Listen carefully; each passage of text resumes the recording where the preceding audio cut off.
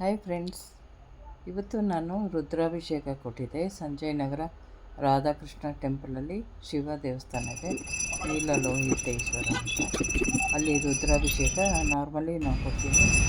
ಆಮೇಲೆ ಇಲ್ಲಿ ವಿಶೇಷವಾಗಿ ಎಲ್ಲ ಪೂಜೆ, ಶಿವರಾತ್ರಿ ಮತ್ತು ಅಭಿಷೇಕಗಳು, ಎಲ್ಲ ಥರ ಅಭಿಷೇಕ ಮತ್ತು ಎಲ್ಲ ಥರ ವಿಶೇಷ ಪೂಜೆಗಳು ಇಲ್ಲಿ ನಡೆಯುತ್ತೆ. ತುಂಬ ಚೆನ್ನಾಗಿ ನಡೆಯುತ್ತೆ ಮತ್ತು ವಿಶಾಲವಾದ ಜಾಗ ಇದೆ. ಮತ್ತು ಇಲ್ಲಿ ರಾಧಾಕೃಷ್ಣ ದೇವಸ್ಥಾನ ಇದೆ, ಮತ್ತು ವೆಂಕಟರಮಣ ಮತ್ತು ಪದ್ಮಾವತಿಯ ದೇವಸ್ಥಾನ ಇದೆ, ಆಂಜನೇಯ ದೇವಸ್ಥಾನ ಇದೆ, ಮತ್ತು ವಿಘ್ನೇಶ್ವರ ದೇವಸ್ಥಾನ ಇದೆ, ಮತ್ತು ಶಿವ ಅಂದರೆ ನೀಲಲೋಹಿತೇಶ್ವರ, ಮತ್ತು ಪಾರ್ವತಿ ಅಮ್ಮನ ದೇವಸ್ಥಾನ, ಮತ್ತು ಸುಬ್ರಹ್ಮಣ್ಯ ದೇವಸ್ಥಾನ ಎಲ್ಲೂ ಲೈನಾಗಿ ಇದೆ. ಮತ್ತು ವೆಂಕಟರಮಣ ಪದ್ಮಾವತಿ ದೇವಸ್ಥಾನ ಈ ಕಡೆ ಸಪ್ರೇಟಾಗಿದೆ. ಮತ್ತು ರಾಧಾ ಕೃಷ್ಣನ ಟೆಂಪಲ್ಲು ತುಂಬ ಹಳೇದದು ಅದು, ಮತ್ತು ತುಂಬ ಚೆನ್ನಾಗಿದೆ. ಎಲ್ಲ ಒಟ್ಟಾರೆ ಇಲ್ಲಿ ಎಲ್ಲ ಥರ ಪೂಜೆನೂ ನಡೆಯುತ್ತೆ. ತುಂಬ ನುರಿತ ಬ್ರಾಹ್ಮಣರು ಇದ್ದಾರೆ, ಎಲ್ಲ ಆಲ್ಮೋಸ್ಟ್ ಸಿರ್ಸಿ ಕಡೆಯವರು ಇದ್ದಾರೆ. ಅವ್ರ ಕಡೆ ನಮಗೆ ಇದು ಮನೆಯಿಂದ 1.5 ಕಿಲೋಮೀಟ್ರ್ ಆಗುತ್ತೆ. ಹಾಗಾಗಿ ಮೊದಲು ರೆಗ್ಯುಲರಾಗಿ ಬಂದು ಕೊಡ್ತಾಯಿದ್ದೆ ರುದ್ರಾಭಿಷೇಕ. ಮತ್ತು ಆವಾಗ ಬರ್ತಿದ್ವಿ, ಅಂದರೆ ಶಿವರಾತ್ರಿಗಾಗಲಿ ಅಥವಾ ಬೇರೆ ಬೇರೆ ವಿಶೇಷ ದಿನಗಳಲ್ಲಿ ಏನು ಅಭಿಷೇಕ ಇದ್ದರೂ ಬಂದು ನಾವಿಲ್ಲಿ ಪೂಜೆ ಸಲ್ಲಿಸಿ ಹೋಗ್ತೀವಿ. ತುಂಬ ಜನ ಬರ್ತಾರೆ. ಇಲ್ಲಿ ವಿಶಾಲವಾದ ಜಾಗ ಇದೆ, ಮತ್ತು ಪ್ರಸಾದ ವಿನಿಯೋಗ ಕೂಡ ಇರುತ್ತೆ. ಮತ್ತು ಯಾವ್ಯಾವ ಅಭಿಷೇಕಕ್ಕೆ ಯಾವ್ಯಾವ ಪೂಜೆಗೆ ಇಂತಿಷ್ಟು ಅಂತೇಳಿ ಕಚೇರಿ ಇದೆ. ಕಚೇರಿಯಲ್ಲಿ ಎಲ್ಲ ಮಾಹಿತಿ ಕೊಡ್ತಾರೆ. ಮತ್ತು ರುದ್ರಾಭಿಷೇಕಕ್ಕೆ ನೀವು ಒಂದು ವಾರ ಮೊದಲಿಂದ ನೀವು ಪೂಜೆ ಕೊಟ್ಟು ನೀವು ಚೀಟಿ ತೊಗೊಂಡು ಬಂದರೆ 7 ಗಂಟೆಗೆ ಇಲ್ಲಿ ರುದ್ರಾಭಿಷೇಕಕ್ಕೆ ಅರ್ಚನೆಗಳು ಯಾರ್ಯಾರ ಹೆಸರಿಗೆ ಅರ್ಚನೆ ಮಾಡಬೇಕು ಅದೆಲ್ಲ ನಡೆಯುತ್ತೆ. ಮತ್ತು 7:15ಗೆ ಅಭಿಷೇಕ ಶುರು ಆಗುತ್ತೆ, ಬೆಳಗ್ಗೆ 7:15ಗೆ. ಹಾಗಾಗಿ ಇವತ್ತು ನಾನು ಮೊದಲೆಲ್ಲ ಬರ್ತಿದ್ದೆ, 11 ವಾರ ರೆಗ್ಯುಲರಾಗಿ ಬಂದು ಎಲ್ಲ ಮಾಡಿಸ್ತಿದ್ದೆ. ಯಾಕಂದರೆ ನನಗೆ ತುಂಬ ಹುಷಾರಿರಲಿಲ್ಲ. ಮತ್ತು ಈಗೂ ಅಷ್ಟೇ ಸ್ವಲ್ಪ ಬೆನ್ನು ಮತ್ತು ತುಂಬ ನೋವಿದೆ, ಕುತ್ತಿಗೆ ನೋವು ಎಲ್ಲ ನಿಲ್ಲಲಿಕ್ಕೆ ಜಾಸ್ತಿ ಆಗೋಲ್ಲ. ಆದರೆ ತುಂಬ ಕ್ರೌಡ್ ಆಗಿಬಿಡುತ್ತೆ, ಕೂತ್ಕೊಳ್ಳಿಕ್ಕೂ ಜಾಗ ಇರೋಲ್ಲ ರುದ್ರಾಭಿಷೇಕ ದಿವಸ ಇರೋದರಿಂದ. ಆದರೂ ಇವತ್ತು ನಾನು ಬಂದು ಆ ದೇವರ ಕೃಪೆಯಿಂದ ನನಗೆ ಎಲ್ಲ ವೀಡಿಯೋ ಮಾಡೋಕ್ಕಾಯಿತು. ಚೆನ್ನಾಗಿ ವೀಡಿಯೋ ಮಾಡಿದ್ದೀನಿ. ಅಂದರೆ ಇನ್ನೂ ಡೆಪ್ತಾಗಿ ಮಾಡೋಕ್ಕಾಗಲಿಲ್ಲ. ಇನ್ನೂ ಡೆಪ್ತಾಗಿ ಮಾಡೋದಾದರೆ ಇಷ್ಟು ಮಾತ್ರ ಶಕ್ತಿ ಕೊಟ್ಟಿದ್ದಾನಲ್ಲ, ಇಷ್ಟು ದೊಡ್ಡದಾಗಿ ವೀಡಿಯೋ ಮಾಡಿದ್ದಕ್ಕೆ ಅದೇ ನಂಗೆ ಸಮಾಧಾನ. ನಿಲ್ಲಕ್ಕಾಗಲ್ಲ, ಆದ್ರೂ ಹೆಂಗಪ್ಪ ಈ ಶಕ್ತಿ ಕೊಟ್ಟೆ ನೀನು ಅಂತ ತುಂಬ ಧನ್ಯವಾದಗಳು ದೇವ್ರಿಗೆ ಹೇಳ್ತಾಯಿದ್ದೀನಿ. ಮತ್ತು ಇದು ಏನಂದರೆ ಸಾಯಿಬಾಬಾ ದೇವಸ್ಥಾನ ಮೊದಲು ಇರಲಿಲ್ಲ, ಈಗ 1-2 ವರ್ಷದಿಂದ ಮಾಡಿದ್ದಾರೆ. ತುಂಬ ಚೆನ್ನಾಗಿದೆ. ಮತ್ತು ತುಂಬ ಜನನೂ ಅಲ್ಲಿ ಪೂಜೆ ಮಾಡಿಸ್ತಾರೆ. ಪಾದಕ್ಕೆನೂ ಇದೆ, ಅದಕ್ಕೆಲ್ಲ ಮುಗಿದು ಎಲ್ಲ ಪೂಜೆ ಮಾಡಿಸ್ತಾರೆ. ವಿಶೇಷ ಪೂಜೆಗಳನ್ನೆಲ್ಲ ಮಾಡಿಸ್ತಾರೆ.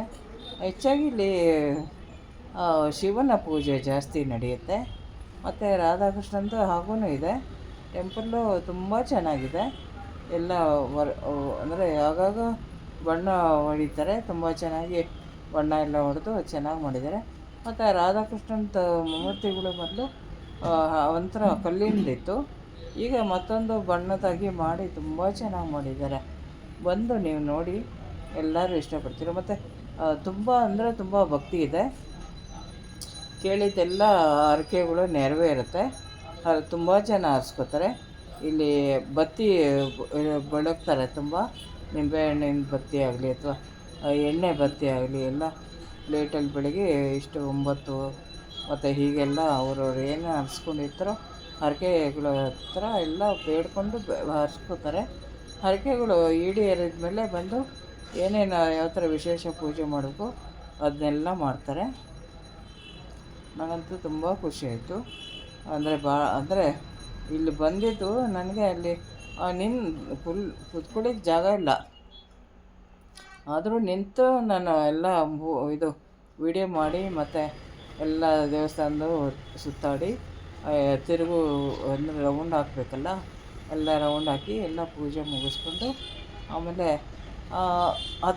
ಪೂಜೆ ಆದಮೇಲೆ ಅಭಿಷೇಕ ಆಗುತ್ತಲ್ಲ, ಮೊದಲು ನೀರು ಅಭಿಷೇಕ, ಆಮೇಲೆ ಮೊಸರಿನ ಅಭಿಷೇಕ ಮಾಡ್ತಾರೆ, ಆಮೇಲೆ ಸಕ್ಕರೆ, ಆಮೇಲೆ ಜೇನುತುಪ್ಪ, ಆಮೇಲೆ ಹಣ್ಣುಗಳೆಲ್ಲ ಹಾಕಿ ಅಭಿಷೇಕ ಮಾಡ್ತಾರೆ.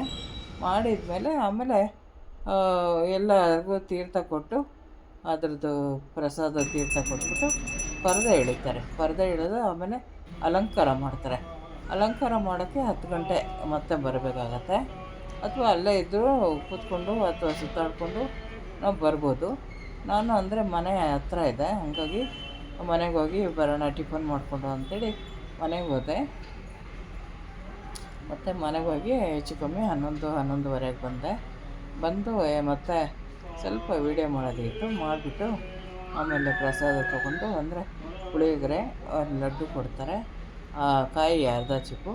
ಇದು ರುದ್ರಾಭಿಷೇಕಕ್ಕೆ 200 ರೂಪಾಯಿ ಚಾರ್ಜ್ ಇರುತ್ತೆ.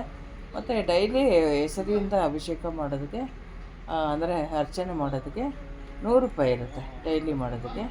ಮತ್ತು ಬೇರೆ ಬೇರೆ ಥರದಕ್ಕೆ ಬೇರೆ ಬೇರೆ ರೇಟ್ ಇಟ್ಟಿದ್ದಾರೆ.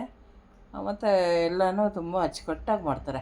ಎಲ್ಲರ ಹೆಸರುಗಳು ಕೇಳಿ, ಆಮೇಲೆ ಅವರ ರಾಶಿ ನಕ್ಷತ್ರ ಎಲ್ಲ ಕೇಳಿ ಅದರ ಪ್ರಕಾರ ಎಲ್ಲ ಅರ್ಚನೆ ಮಾಡ್ತಾರೆ. ತುಂಬ ಅಂದರೆ ತುಂಬ ಭಕ್ತಿ ಬರುತ್ತೆ. ಮತ್ತು ಅಲ್ಲಿ ಕೂತವರೆಲ್ಲ ಬಂದು ನೋಡಿ, ಆ ದೇವಸ್ಥಾನಕ್ಕೆ ಒಂದು ಹೆಜ್ಜೆ ಇಟ್ಟರೆ, ಒಂದು ಒಳ ಹೆಜ್ಜೆ ಇಟ್ಟರೆ ಅಷ್ಟು ಭಕ್ತಿ ಬಂದುಬಿಡುತ್ತೆ. ಹಾಗೆ ಮತ್ತು ಅಕ್ಕಪಕ್ಕದಲ್ಲೆಲ್ಲ ಫ್ರೆಶ್ಶಾಗಿ ಹೂವು ಮಾಡ್ತಾಯಿರ್ತಾರೆ. ಮತ್ತು ಇದು ಬಿಲ್ಲು ಪತ್ರೆ ಸಿಗುತ್ತೆ ಯಾವಾಗ್ಲೂ. ಮತ್ತು ಎಲ್ಲ ಥರ ನೋಡಿ, ಇದು ನಾಗದೇವತೆಗಳು.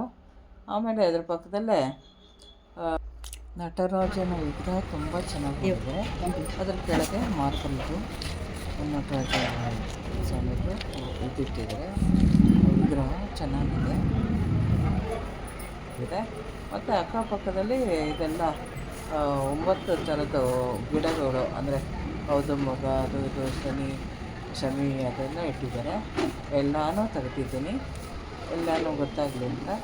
ಆಮೇಲೆ ದೊಡ್ಡದಾಗಿ ಆಲದ ಮರ ಇದೆ, ಇದು ನಾಗಕಟ್ಟೆ ಹತ್ರ.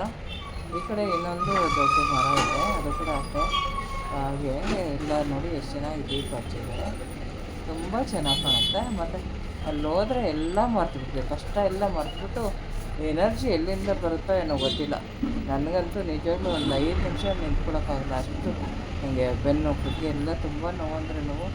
ಅಂಥದ್ರಲ್ಲಿ ನಾನು ಅರ್ಧ ಮುಕ್ಕಾಲು ಗಂಟೆ ಹೆಚ್ಚು ಕಮ್ಮಿ ನಿಂತು ಮತ್ತು ತೀರ್ಥ ಪ್ರಸಾದ ತೊಗೊಂಡು ಆಮೇಲೆ ಮತ್ತೆ ಒಂದು ಸುತ್ತು ಹಾಕಿ ಎಲ್ಲ ಫೋಟೋಗಳು ತೆಗೆದು ವೀಡಿಯೋಗಳು ತೆಗೆದು ಎಲ್ಲ ಮಾಡೋ ತನಕನೂ ಇಷ್ಟ ಆಯಿತು. ಆಮೇಲೆ ಒಂದು ಚೇರ್ ತೊಗೊಂಡ್ಬಿಟ್ಟು ಕೂತ್ಕೊಂಡೆ ಒಂದು 5.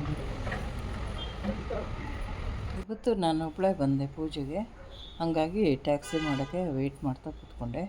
ಅಷ್ಟೊತ್ತಿಗೆ ಟ್ಯಾಕ್ಸಿ ಬಂತು. ಮತ್ತು ಹತ್ತಿ ಮನೆಗೆ ಹೋಗಿ ಮತ್ತೆ ಬಂದೆ ಪ್ರಸಾದ ತೊಗೊಳಕ್ಕೆ. ನೀವು ಒಂದು ಸಲ ವಿಸಿಟ್, ನಿಮ್ಮೆಲ್ಲರ ಕಷ್ಟಗಳು ತೀರಲಿ ಮತ್ತು ನಿಮ್ಮ ಇಚ್ಛೆಗಳೆಲ್ಲ ಪೂರೈಸಲಿ ಅಂತ ನಾನು ಬೇಡ್ಕೋತೀನಿ. ಮತ್ತು ಈ ದೇವಸ್ಥಾನದ ತುಂಬ ವಿಶೇಷ ಇದೆ. ನಮ್ಮ ಕೋರಿಕೆ ಏನಿದೆ ಅದು ಈಡೇರೇ ಇರುತ್ತೆ. ಮತ್ತು ಅಲ್ಲಿ ಭಟ್ರು ಇರ್ತಾರಲ್ಲ, ಅರ್ಚಕರು, ಅವ್ರು ಹೇಳ್ತಾರೆ ಇಂತಿಷ್ಟು ವಾರ ಬನ್ನಿ, ನೀವು ನಿಮ್ಮೇನು ಇಷ್ಟ ಇದೆ ಅದು ಈಡೇರುತ್ತೆ ಅಂತ. ನಿಜವಾಗ್ಲೂ ಖಂಡಿತ ತುಂಬ ಶಕ್ತಿ ಇದೆ ಈ ದೇವಸ್ಥಾನದಲ್ಲಿ.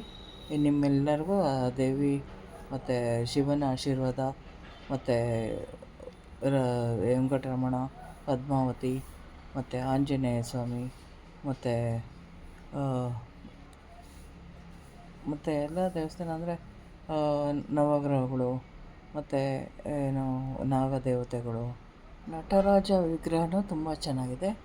ಮತ್ತು ಪ್ರಸಾದ ವಿನಿಯೋಗ ವಿಶೇಷ ದಿನಗಳಲ್ಲಿ ಇರುತ್ತಲ್ಲ, ಅಲ್ಲಿ ಮತ್ತು ಕೈ ಕಾಲು ತೊಳೆಯೋಕ್ಕೆಲ್ಲ ನೀರಿನ ವ್ಯವಸ್ಥೆ ಚೆನ್ನಾಗಿದೆ. ಮತ್ತು ತುಂಬ ಶುದ್ಧವಾಗಿರುತ್ತೆ, ಕ್ಲೀನಾಗಿರುತ್ತೆ, ಎಲ್ಲನೂ ವ್ಯವಸ್ಥಿತವಾಗಿ ಮಾಡಿದ್ದಾರೆ. ನೀವು ಬಂದು ನೀವು ಕೃತಾರ್ಥರಾಗಿ ದೇವರ ಆಶೀರ್ವಾದ ಸಿಕ್ಕು ನಿಮ್ಮೆಲ್ಲರ ಇಚ್ಛೆನೂ ಪೂರೈಸಲಿ ಅಂತ ನಾನು ಹಾರೈಸ್ತೀನಿ. ಖಂಡಿತ ಬನ್ನಿ ಒಂದು ಸಲ, ಮತ್ತೆ ಬರೋ ಮನಸ್ಸಾಗತ್ತೆ. ಬನ್ನಿ, ಆಶೀರ್ವಾದ ತಗೊಂಡು ಮತ್ತು ಬೇರೆಯವ್ರಿಗೂ ಪ್ರಚಾರ ಮಾಡಿ, ಮತ್ತು ನಿಮಗೂ ಅದು ಒಳ್ಳೆಯದಾಗತ್ತೆ. ಯಾಕಂದರೆ ದೇವ್ರನ್ನ ಎಷ್ಟು ನಂಬಿದ್ರೂ ಅಷ್ಟು ಒಳ್ಳೆಯದೇ. ದೇವ್ರಿಗಿಂತ ಯಾರೂ ಇಲ್ಲ. ಮನುಷ್ಯರು ನಾವು ಒಂಟೆ ಹುಡ್ತೀವಿ, ಒಂಟಿಯಾಗೆ ಹೋಗ್ತೀವಿ, ಜೊತೆಗೆ ದೇವರೊಬ್ಬರೇ ನಮ್ಮನ್ನ ಕಾಯೋದು ಅಲ್ವಾ. ಹಾಗಾಗಿ ಎಲ್ಲರಿಗೂ ಒಳ್ಳೆಯದಾಗಲಿ. ಸರ್ವೇ ಜನ ಸುಖಿನೋ ಭವಂತು ಅಂತಾರಲ್ಲ, ಹಾಗೆ ಎಲ್ಲರಿಗೂ ಒಳ್ಳೆಯದಾಗಲಿ.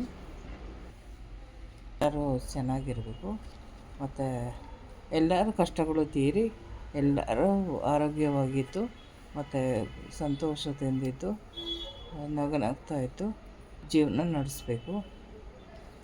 ಇದೇ ನನ್ನ ಕೋರಿಕೆ. ಯಾಕಂದರೆ ಆರೋಗ್ಯ ಭಾಗ್ಯ ಅಂತ ನನಗೆ ಇವಾಗ 2020ಯಲ್ಲಿ ನಾನು ಯಾವಾಗ ಕೋವಿಡ್ ಆಯಿತು ಆವಾಗಿಂದ ಸ್ವಲ್ಪ ಹೆಲ್ತ್ ಇಶ್ಯೂಸ್ ಇದೆ.